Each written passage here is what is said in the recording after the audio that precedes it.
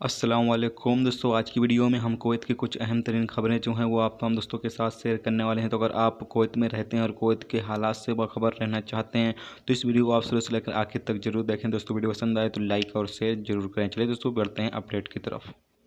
दोस्तों पहली खबर यह है कि कुवैत MOI की तरफ से जुमा को जारी बयान में कहा गया है कि कुवैत में रहने वाले कुवैती शहरी या अजनबी लोग शाम के 5 बजे से लेकर सुबह के 6 बजे तक बिल्कुल भी बाहर नहीं निकलें।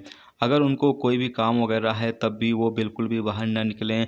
और साथ में ये भी कहा गया है कि जो रेसिडेंशियल एरिया में रहते हैं या फार्म में जो लोग काम करते हैं उन तमाम लोगों से अपील की गई है कि बिल्कुल भी वो लोग बाहर ना निकलें।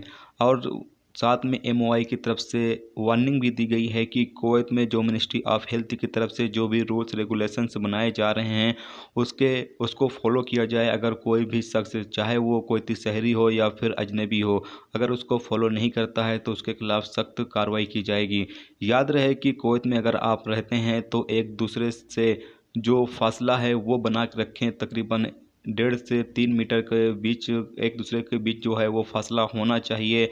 और साथ में एक दूसरे से ताल्लुकात यानी मिलना जुलना बिल्कुल ख़त्म कर दें, बंद कर दें। क्योंकि अभी कुवैत के अंदर जो अजनबी लोग हैं उनमें ज़्यादा कोरोना वायरस के जो केस हैं वो पाए जा रहे हैं। दिन पर दिन अजनबियों में ही जो कोरोना वायरस की बीमारी है वो फैलती जा रही है।